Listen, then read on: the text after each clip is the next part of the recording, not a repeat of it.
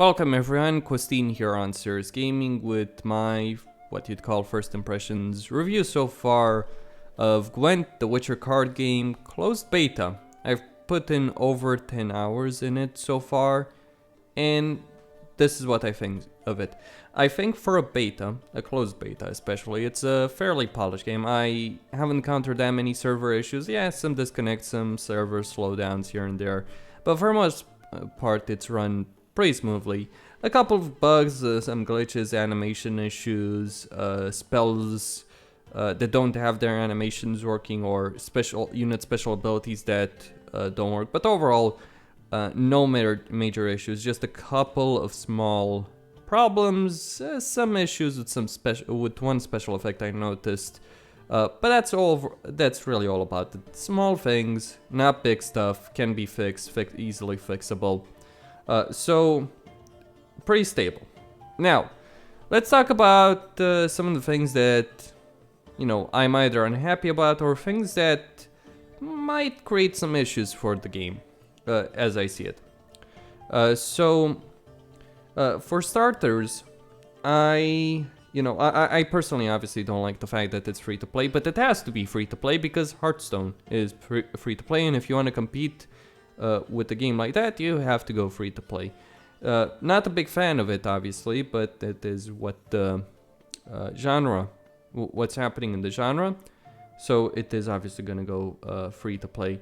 I gotta say though, I'm not fond at all of the cartoony style, specifically the style of the board, the cartoonish graphics of the board, the cartoonish graphics on the troll as well, the keg troll. I have no problem with the keg troll, just Witcher is not cartoonish. It's not, it is stylized. Sure, Witcher 1, Witcher 2, Witcher 3, all that. There is style, there's obviously stylized graphics in the Witcher series, but not cartoonish graphics, not to this level anyway.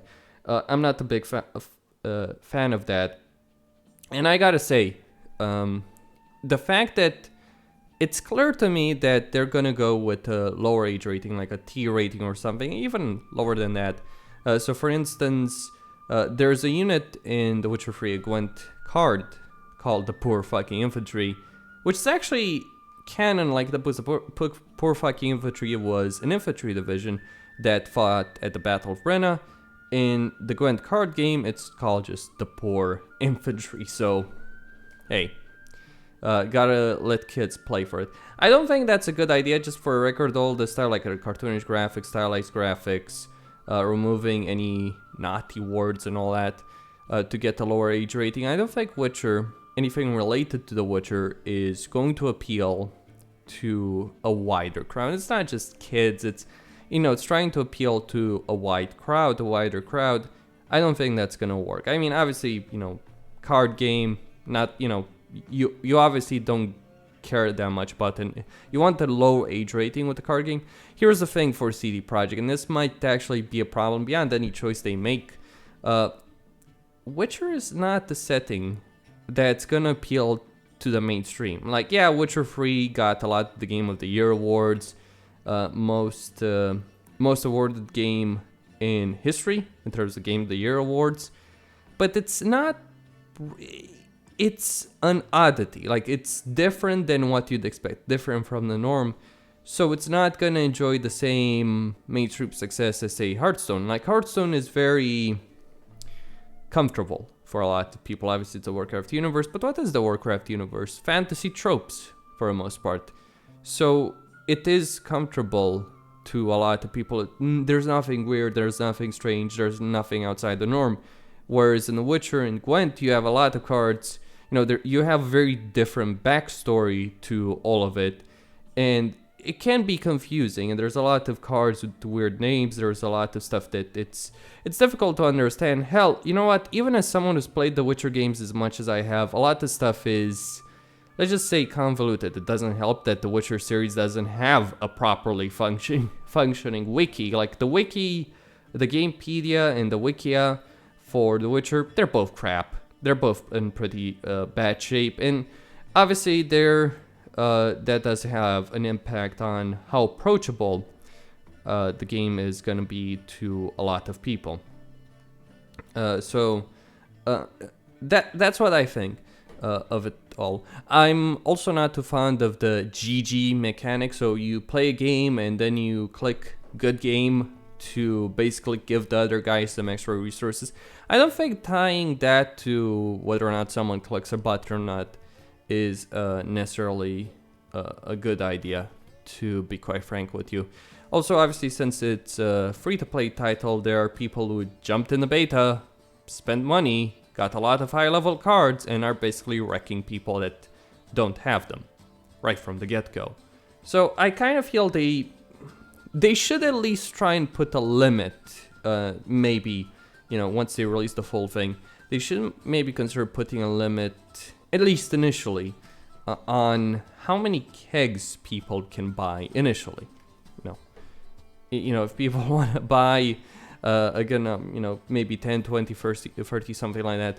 But put a limit so that people don't just build up Uber decks from the first day and just basically wreck you from the first days of the game. Because, you know, obviously, being free to play, they want to make money. They make money with the kegs.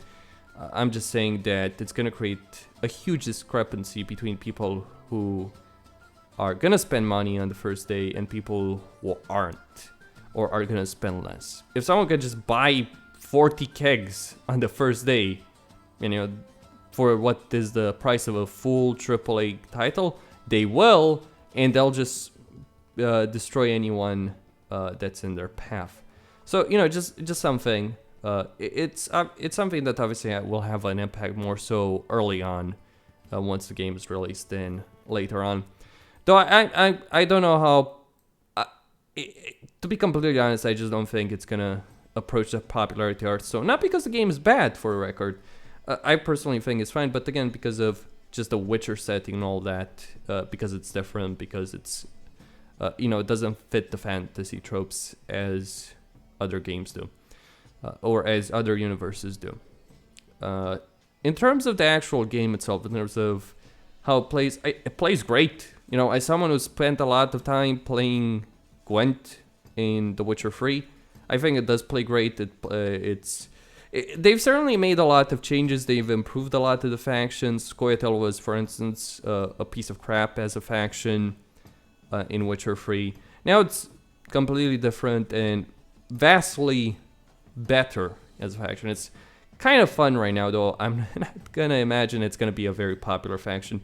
Nilfgaard is missing as a faction for a moment, but that's because they needed to rework it. Like they reworked Northern Realms, Scoia'tael, they reworked every faction. Although medics still are there, they're not quite on the same level as, say, they were in the Witcher 3 Gwent game. Spies have been pretty much removed. Like there are still cards. The cards there, like the characters, are still showing up, but they have different abilities than what they did in The Witcher 3. So you don't just have a couple of spy cards on, say, Northern Realms, Dennis, Dijkstra, and Thaler. You no longer have those. Instead, although they still exist as cards, they have different abilities. There's a lot more uniqueness. There's a lot more strategies at play. There's neutral cards that you can mix up with. It seems like there's about 3 strategies, 4 main builds you can go for. Not exclusive necessarily. Like you can go with 2 builds. You know, you can go to strategies like Scoia'tael, for instance. You can get dwarves and then focus on ambush cards. Dwarves can have a good amount of synergy between them, between the various cards. There is one card that gets buffed depending on how many dwarf units you have on the battlefield. Then there's ambush cards, special ability cards, all that kind of stuff. You know, basically, the way I see it, the main playstyles though, Northern Realms is all about gold cards. You know, either buffing cards to become gold or the other way around. You can remove the gold status. Gold, obviously, gold cards are immune to buffs and debuffs to spells and all that. So there's a bonus and a negative there. And you do gain 2 strength to cards when they become gold. So if you're going for that particular playstyle. Scoia'tael, as I see it, it's all about not necessarily ambush, but it's about special abilities that can take a lot of the strength from the enemy. Ambushes work in that. They buff your strength as well as remove enemy strength, so it does work. For monsters, the monsters remain the swarms. Like they still swarm units. They buffed the monsters. The monster deck in The Witcher 3 was very powerful, but it could be easily be countered with certain weather effects working together. So you could drop a Scorch after you drop the Biting Frost. So say for instance the monster player would use a lot of cards in the melee row. What you do is you throw a Biting Frost, then you drop a Scorch and you kill all those cards. That's no longer the case because there are cards that remove... There's one card, the Archgriffin card, which removes weather effects on your side, on one of your rows, but not on the enemy side. So that's a major benefit. I do feel, at least based on the number of people that are playing, I do feel Monsters is perhaps too powerful. And then Skellige.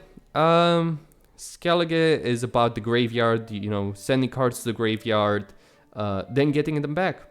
There are cards that get benefits depending on how many cards you have in your graveyard. So that seems to be like there are obviously multiple strategies at play, but there are some that are easier to pull off, some that require a lot more cards than others to pull off. If you wanna see the cards, all of them, I have videos on that. Check the playlist for this. Check the playlist for the entire series. I went over every faction and I gave my general thoughts on them in greater detail than I do here. Overall, I like it. I do have obviously my issues with it. Nothing's perfect. I would certainly like to two issues, small issues, but I would certainly like a dedicated full screen mode, which there isn't, and I would like the game to be more friendly towards the mouse versus the keyboard. Like it seems the interface, it seems the way the game works is designed more so with the keyboard in mind, or with touchpads, consoles, whatever in mind. Keep in mind that it's on Xbox One. Than it is with the mouse, and I do feel that could be improved. In Witcher 3, same situation. It is annoying that when you hold down a keyboard button, that you lose mouse control. It is infuriating when you do that. So especially for someone who uses a recording program, and I basically have to hold down a button to be able to talk in my videos. It's infuriating to lose mouse control while that happens. An option to turn that off would be very much welcome. Getting rid of the cartoonish graphics. Stylized graphics, whatever. But cartoonish Witcher should never have cartoonish graphics, and I don't think it's gonna appeal to as wide a crowd of people as CD Projekt is necessarily hoping it will. But that's where I stand personally. I do feel there's quite a bit to work. I'm not sure where the game stands on balance. It's difficult to say. Obviously, people are going for the database and thinking about decks and all that kind of stuff. But until you have a good amount of players that, with high-level decks, it's going to be difficult to determine how effective each deck is, what needs to be changed, and all that. Though I gotta say, I'm not sure how many people actually got access to the beta.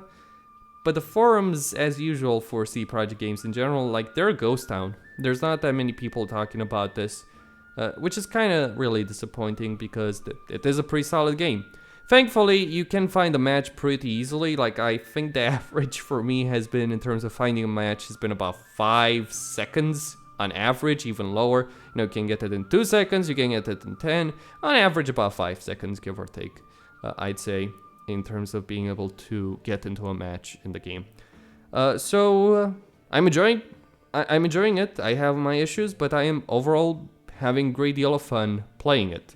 We'll see how what kind of a staying power is, but I just sunk 10 hours in this, and it's barely come out. So take that however you will. Costin here on Serious Gaming, signing out. Don't forget to subscribe and like the video.